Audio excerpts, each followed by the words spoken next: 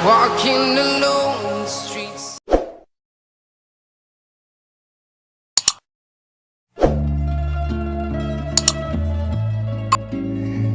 Lepaskan tangan anakku itu.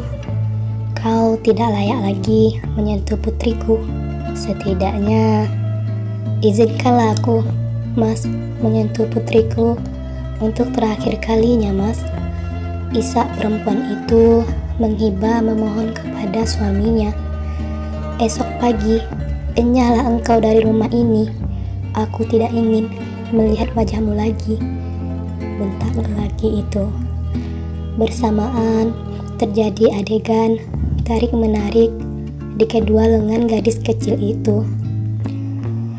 Tak lama terdengar suara rintihan putrinya menangis menyaksikan pertengkaran kedua orang tuanya sambil memeluk boneka beruang berwarna pink, hadiah ulang tahun dari ibunya.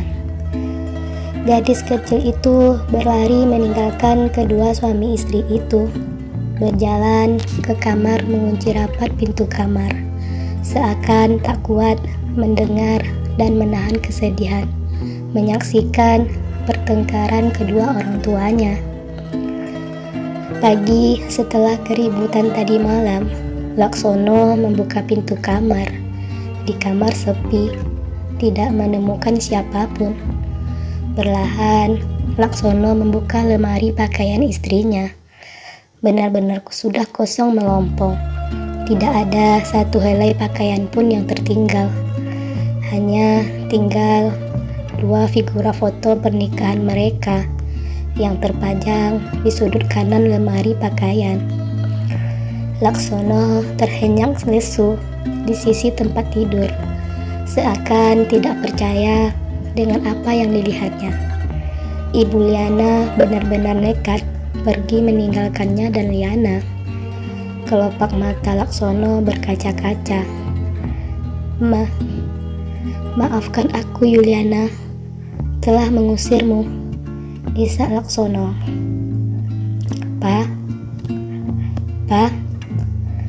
Papa telah siuman. Papa barusan berbicara. Terdengar suara Liana setengah berbisik, begitu senang meyakinkan dirinya sendiri. Sentuhan tangan hangat Liana menyadarkan Laksono dari tidur panjangnya. Bagaimana aku bermimpi masa silam itu lagi? Bisik Laksono dalam batinnya, berusaha membuka kedua kelopak mata yang terkatup. Sekujur badan begitu lemas. Laksono berusaha menggapai tangan putrinya yang duduk di sisi tempat tidur, tetapi tidak memiliki kekuatan untuk melakukan. Namun, Liana bergegas menggenggam erat tangan ayahnya, bersamaan mencium telapak tangan keriput Laksono. Bergegas, Liana mencium kening ayah tercintanya itu. Maafkan papa nak, ucap Laksono setengah berbisik, hampir tidak kedengaran. Papa tidak memiliki alasan untuk meminta maaf.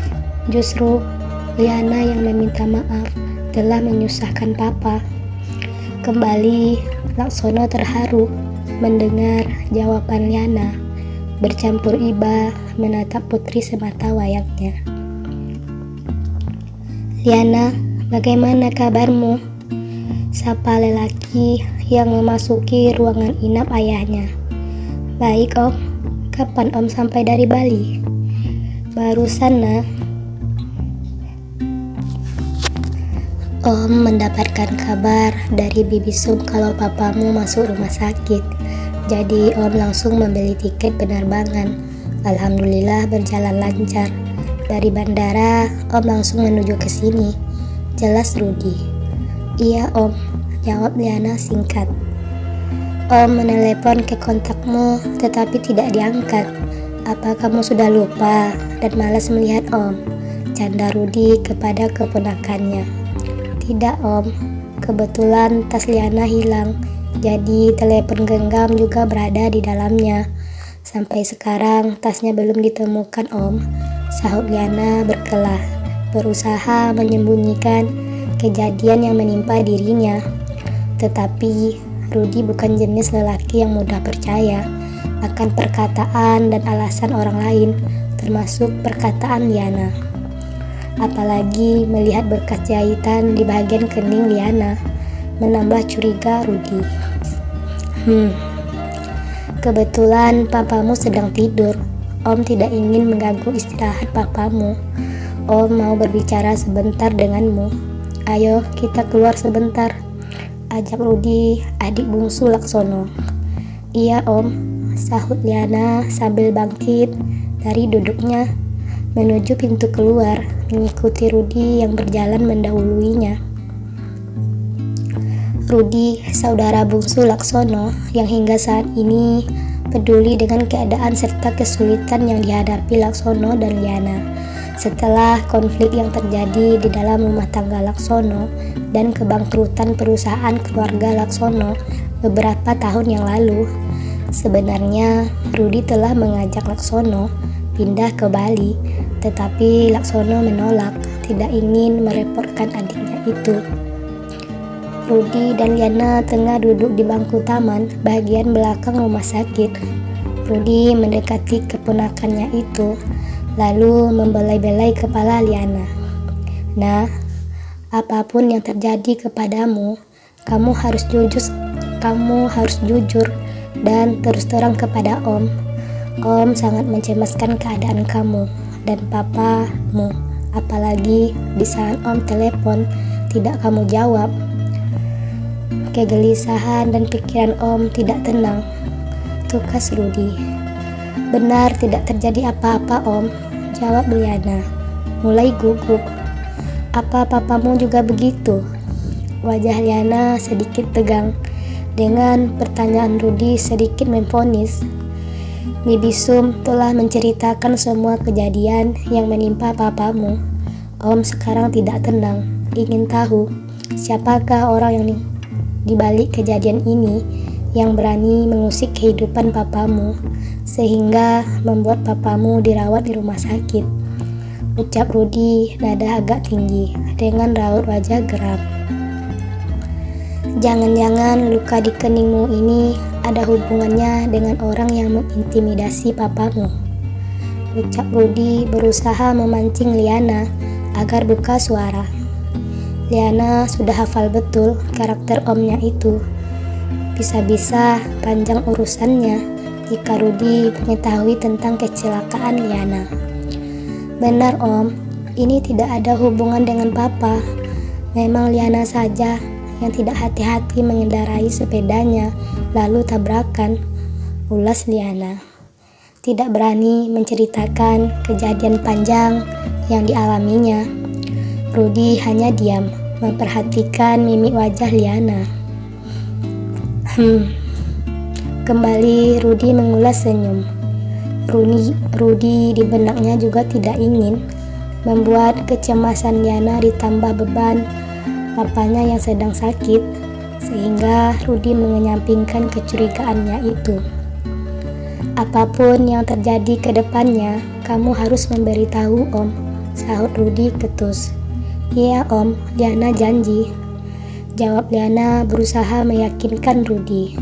Entah apa yang ada di pikiran Rudi, wajahnya tiba-tiba tegang, menahan kemarahan yang teramat. Semua ini karena kamu harus membayar setiap kejahatan perbuatanmu, bisik hati Rudi penuh emosi. Entah kepada siapa bisikan hati Rudi tertuju, Liana hanya terpaku bingung melihat wajah Rudi yang tiba-tiba memerah, menahan geram di hati. Ayo Liana, kita ke ruang inap papamu. Barangkali papamu sudah bangun menunggu kita. Liana mengangguk bangkit dari duduknya. Jam dinding di ruang inap Laksono menunjukkan pukul 9:30 tepat. Laksono belum terbangun dari tidurnya sedari tadi malam, efek samping obat yang diminumnya. Liana, om ada urusan mendadak.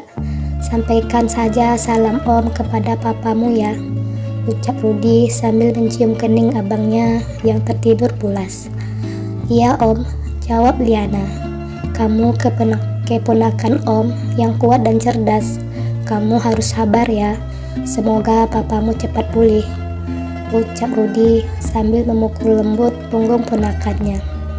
Iya om. Liana mengantar kepergian Rudi hingga pintu keluar ruang inap, menatap punggung Rudi yang tidak lama menghilang di simpang koridor rumah sakit. Tok, tok, tok. Permisi mbak, saya izin masuk. Terdengar suara perawat rumah sakit mengetuk pintu. Oh, silahkan bu, sahut Liana. Saya mau mengganti tabung infusnya, mbak. Mohon izin ya mbak, ucap perawat ramah. Oh, silahkan bu, jawab Liana singkat. Oh ya mbak, sesuai pesan dokter Raihan, kebetulan beliau ada urusan penting, jadi tidak ada kesempatan menyampaikan perihal tentang penyakit ayah Anda. Maka saya mewakili beliau bahwa ayah Anda mengalami komplikasi.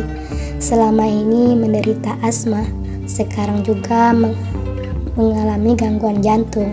Untuk itu perlu istirahat total agar lebih mempercepat pemulihan serta hindari stres agar tidak memicu asma dan tekanan jantungnya. Jelas perawat terperinci sambil mengeluarkan kartu nama persegi panjang berwarna putih. Dan ini kalau ada sesuatu yang mbak mau tanyakan dan perlukan, silakan hubungi saja ke nomor yang tertulis di kartu nama ini. Sambung perawat mengeluarkan kartu tersebut dari saku baju seragamnya. Terima kasih bu, sahut Liana singkat sambil mengamati kartu nama tersebut. Tak lama kemudian menunduk sedih, memperhatikan wajah Laksono terbaring lemas. Oh ya, informasi tambahan mbak. Ketika saya ke bagian administrasi rumah sakit, dinyatakan segala macam biaya pengobatan ayah Anda telah dibayar lunas, jadi Anda tidak perlu membayar lagi. Hah? Tiba-tiba Liana tercengang, bercampur bingung. Tapi bu, bolehkah saya bertanya, siapa yang membayar biaya pengobatan itu? Maaf mbak, saya sendiri juga tidak tahu, ucap perawat singkat. Oh ya mbak, saya pamit dulu, ucap perawat yang telah siap mengganti tabung infus dan mengecek kondisi pasien. Oh ya, terima kasih, silahkan bu, sahut Liana masih bingung. Kepala Liana dihujam bermacam-macam pertanyaan. Siapakah yang dengan sukarela membayar pengobatan ayahnya? Dari awal Liana bingung dan sudah bertanya-tanya tanpa persetujuannya kenapa papanya dipindahkan ke ruangan VIP ini yang tentunya biaya kamar inap dan biaya pengobatan yang tidak sedikit. Ataukah diam-diam Om Rudi telah melunasi segala biaya administrasi? Hah, tapi nggak mungkin. Biasanya Om Rudi orangnya open masalah uang. Apa memang Om Rudi? Benak Liana berhujaman pertanyaan. Ataukah dokter misterius itu? Ah, tidak. Mana mungkin dia yang membayar. Lelaki itu tidak saling kenal denganku, jerit batin Liana lagi. Lagian aku bukan wanita yang pantas untuk dikasih oleh dokter profesional sepertinya, keluh Liana lagi. Siapa orang yang membayar biaya pengobatan Laksono? Lantas apakah benar Rudi atau Raihan yang membayarnya? Seperti dugaan Liana.